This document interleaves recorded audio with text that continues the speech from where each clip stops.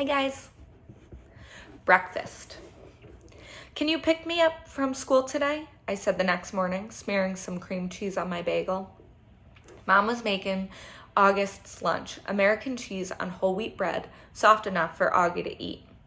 While August was sat eating oatmeal at the table, Dad was getting ready to go to work.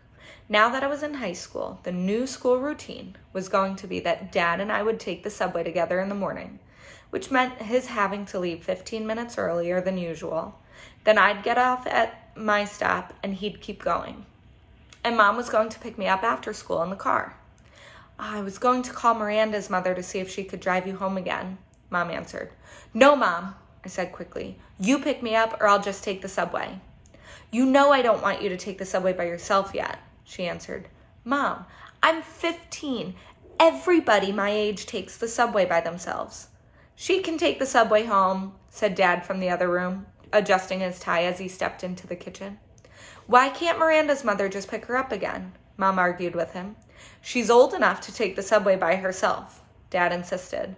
Mom looked at both of us. Is something going on? She didn't address her question to either one of us in particular. You would know if you had come back to check on me, I said spitefully, like you said you would. Oh, God, Via, said Mom, remembering now how she had completely ditched me last night. She put down the knife she was using to cut Augie's grapes in half, still a choking hazard for him because of the size of his palate. I'm so sorry. I fell asleep in Augie's room by the time I woke up. I know, I nodded indifferently. Mom came over and put her hands on my cheeks and lifted my face to look at her. I'm really, really sorry, she whispered. I could tell she was. It's okay, I said. Via, Mom, it's fine.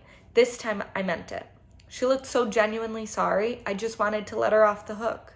She kissed and hugged me, then returned to the grapes. So is something going on with Miranda? She said. Just that she's acting like a complete jerk, I said. Miranda's not a jerk, Augie quickly chimed in. She can be, I yelled. Believe me. Okay then, I'll pick you up, no problem, Mom said decisively, sweeping the half grapes into a snack bag with the side of her knife. That was the plan all along anyway. I'll pick Augie up from school in the car and then we'll pick you up. We'll probably get there about 3:45. No, I said firmly before she'd even finished. Isabel, she can take the subway, said Dad impatiently. She's a big girl now. She's reading War and Peace, for crying out loud. What does War and Peace have to do with anything? Mom answered Mom, clearly annoyed. It means you don't have to pick her up in the car like she's a little girl, he said sternly.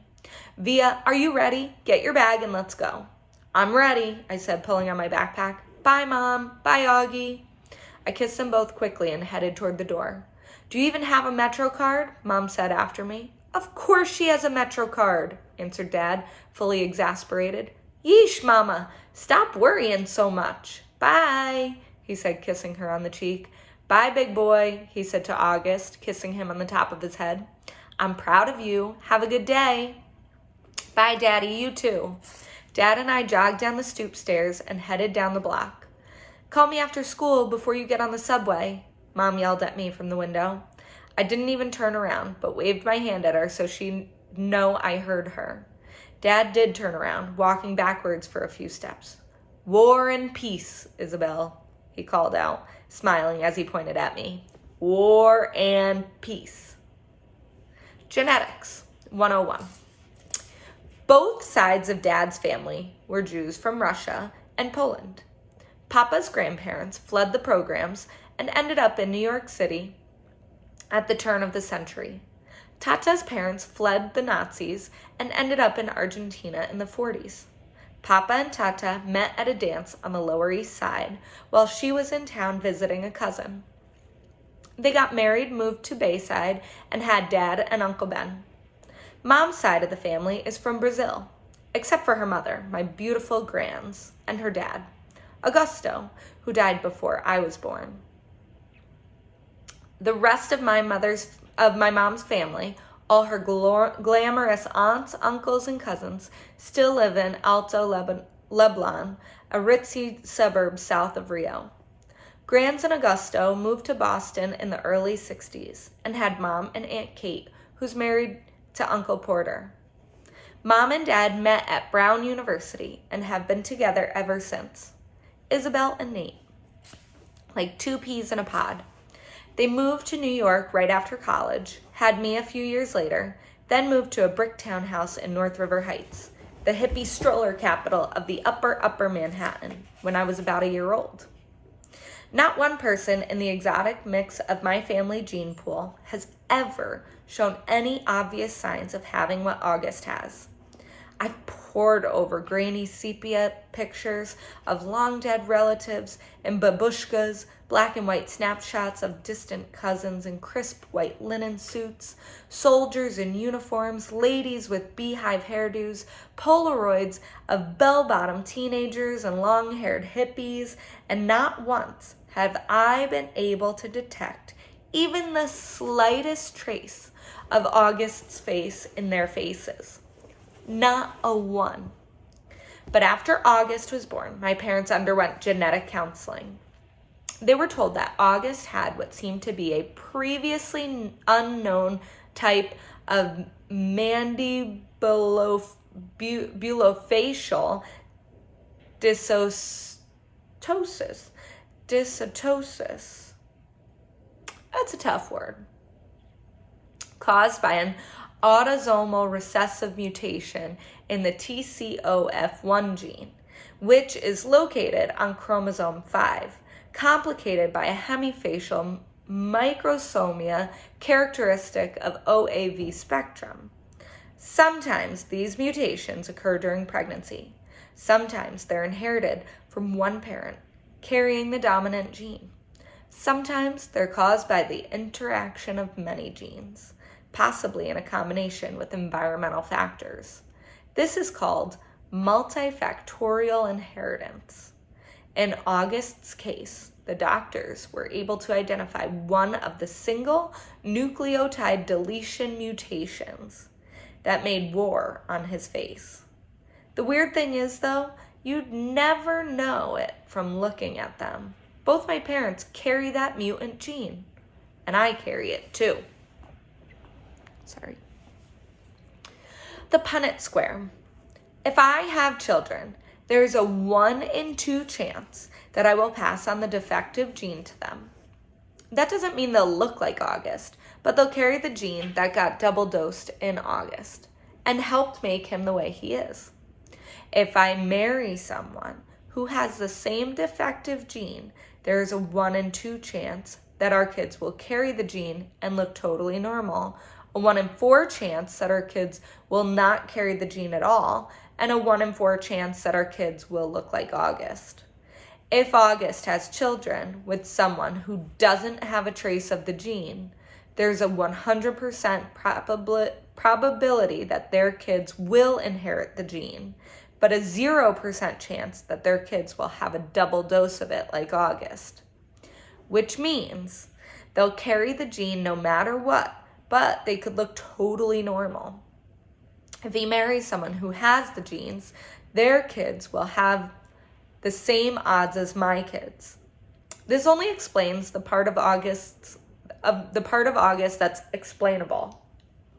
There's that other part of his genetic makeup that's not inherited, but just incredibly bad luck. Countless doctors have drawn little tic-tac-toe grids for my parents over the years to try to explain the genetic lottery to them.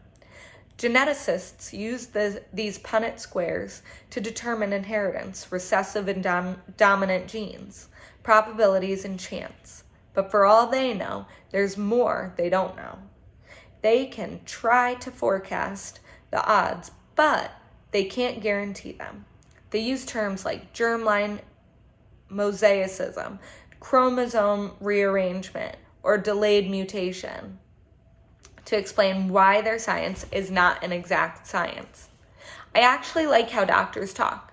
I like the sound of science. I like how words you don't understand explain things you can't understand. There are countless people under words like germline mosaicism, chromosome rearrangement, or delayed mutation. Countless babies who will never be born, like mine. Out with the old. Miranda and Ella blasted off. They attached themselves to a new crowd destined for high school glory. After a week of painful lunches where all they would do was talk about people that didn't interest me, I decided to make a clean break for it. They asked no questions. I told no lies. We just went our separate ways. I didn't even mind after a while. I stopped going to lunch for about a week, though to make the transition easier. To avoid the fake, "Oh, shoot, there's no room for you at the table, Olivia."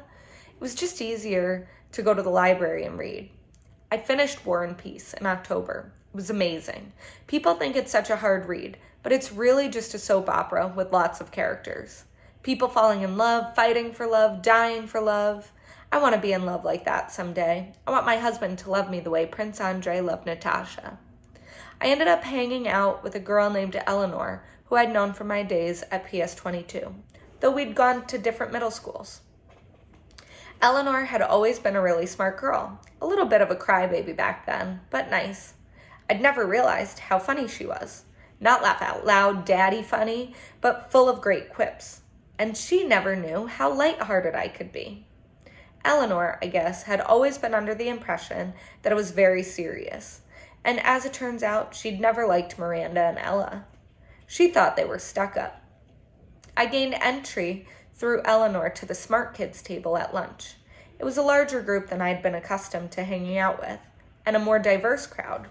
It included Eleanor's boyfriend, Kevin, who would definitely become class president someday, a few techie guys, girls like Eleanor who were members of the yearbook committee and the debate club, and a quiet guy named Justin who had small round glasses and played the violin, and who I had an instant crush on.